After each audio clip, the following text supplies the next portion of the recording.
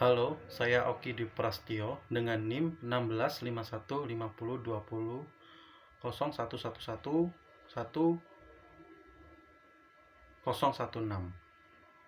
Saya di sini akan menjelaskan tentang dua metode yang dapat digunakan untuk merancang pengalaman pengguna. Saya di sini akan berfokus pada dua metode, yaitu design thinking sama design sprint. Kemudian saya akan menjelaskan tentang design thinking.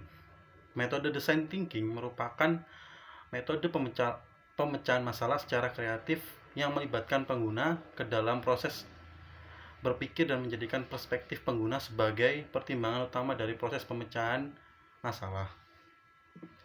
Adapun tahapannya adalah terdiri dari empathize, define, ideas, prototype, dan test. Pendekatan design thinking digunakan dengan tujuan agar keinginan yang kompleks dari aktor dapat didefinisikan secara jelas sehingga kedepannya penggunaan antarmuka pengguna menjadi lebih optimal dan menciptakan pengalaman mengakses informasi dengan nyaman, mudah, efektif, dan efisien. Tahapan pertama yaitu empathize atau disebut proses pengumpulan data yang dilakukan dengan menggali masalah pengguna menggunakan metode wawancara. Tahapan pengumpulan data terbagi lagi ke dalam beberapa tahapan lagi, yaitu menentukan tim internal, design thinking, menentukan pengguna, membuat daftar pertanyaan untuk wawancara, menyiapkan peralatan untuk wawancara sebagai alat bantu dokumentasi, kemudian melakukan wawancara. Pada tahapan ini, peneliti menggunakan teknik purposive untuk menentukan pengguna menyesuaikan dengan tujuan penelitian. Tergantung sih mau memakai apapun kayak gitu. Selanjutnya tahapan kedua yaitu define. Define merupakan proses menganalisis permasalahan dan kebutuhan pengguna. Tahapan define terbagi lagi ke dalam sub tahapan, yaitu berbagi data temuan hasil wawancara dengan menggunakan metode story, share, and capture. Kemudian melakukan pemetaan data temuan hasil wawancara menggunakan metode empathy mapping. Lalu yang terakhir mendefinisikan pernyataan masalah menggunakan metode point of view. Kemudian tahapan ketiga yaitu ideas. Ideas merupakan proses pengembangan ide solusi berdasarkan pernyataan masalah yang sudah dibuat. Tahapan ideas terbagi lagi ke dalam 9 sub tahapan, yakni pengumpulan ide, solusi, brainstorming, literasi pertama untuk mengerucutkan ide solusi, brainstorming literasi kedua untuk menentukan ide solusi mana yang diimplementasikan, perancangan antarmuka pengguna iterasi pertama, pengujian antarmuka pengguna iterasi pertama, perancangan antarmuka pengguna iterasi kedua, pengujian antarmuka pengguna iterasi kedua, perancangan antarmuka pengguna iterasi ketiga, dan pengujian antarmuka pengguna iterasi ketiga. Kemudian tahapnya selanjutnya adalah prototype.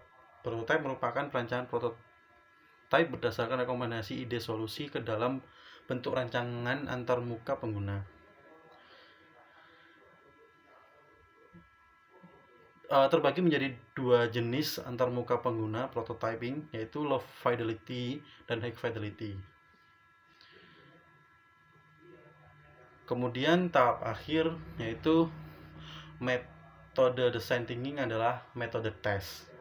Tes merupakan pengujian antarmuka pengguna yang dilakukan kepada 5 oleh pengguna dengan mengumpulkan umpan balik, dan hasil dari umpan balik tersebut digunakan sebagai dasar untuk memperbaiki rancangan antarmuka yang dibuat sebelumnya. Proses-proses pengujian antarmuka pengguna dilakukan dengan menggunakan metode pengumpulan umpan balik feedback capture metric. Proses pengujian antarmuka pengguna dilakukan kepada 5 orang pengguna yang sudah dipilih. Pada tahapan awal, yaitu tahapan empathize pengumpulan data. Menurut Nielsen tahun 2000, untuk melakukan pengujian atau validasi terhadap pengguna cukup menggunakan tidak lebih dari 5 orang pengguna untuk menghasilkan perbaikan antarmuka pengguna yang terbaik. Itulah penjabaran dari design thinking. Kemudian ada metode desain sprint, yaitu adalah suatu metode yang dicetuskan oleh Google Venture, dikembangkan oleh Jack Knapp bersama John Zeratsky dan Braden Kowitz. Metode ini membantu banyak perusahaan untuk mengatasi berbagai tantangan termasuk pengujian baru ide bisnis untuk perusahaan besar-besar. Membantu perusahaan membantu fitur produk baru mobile apps dan menentukan strategi pemasaran yang untuk fokusnya startup.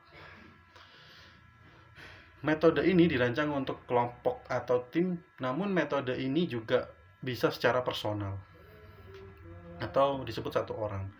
Beberapa jurnal penelitian juga telah menggunakan metode ini untuk menganalisa dan merancang sebuah prototipe.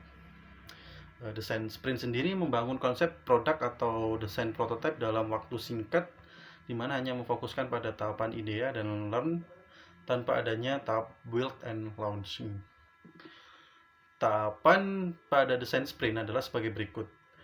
Yang pertama adalah understand. Ini adalah tahap awal dari desain sprint. Pada tahap ini peneliti harus memahami masalah yang ada seperti siapa targetnya, apa yang dibutuhkan pengguna, dan hasil yang ingin dicapai. Kemudian yang kedua adalah diverse. Pada tahap ini semua ide yang di tahap understand dikembangkan menjadi sebuah ide untuk memecahkan masalah. Tulis semua ide di sticky note kayak gitu misalnya.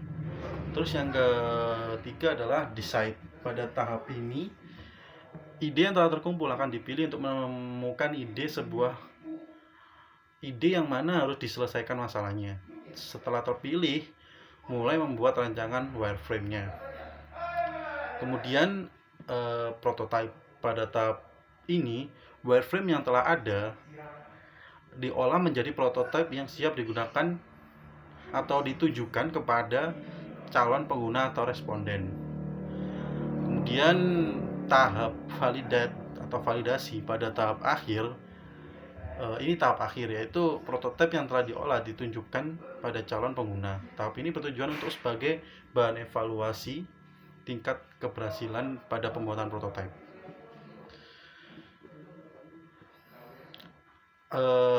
Dalam permainan atau metode desain sprint, ada hal-hal atau aturan main yang harus diperhatikan, yaitu pertama dipimpin oleh sprint master. Jalannya metode ini dipimpin oleh sprint master. Sprint master harus hadir setiap diskusi berlangsung karena sebagai keputusan penting ditentukan oleh sprint master. Terus yang kedua yang harus diperhatikan adalah sprint master harus mempunyai kemampuan untuk memimpin tim. Kemampuan tersebut diantaranya problem solver, tanggung jawab, serta mampu mengambil keputusan. Yang ketiga, tim harus memiliki 3 orang minimal. Setidaknya dalam sebuah tim memiliki anggota dengan jumlah 3 orang, tujuannya agar dapat saling bertukar pikiran, gagasan, ataupun ide. Ya mungkin cukup sampai di sini pemaparan saya. Apabila ada kata-kata yang kurang berkenan, mohon maaf. Assalamualaikum warahmatullahi wabarakatuh.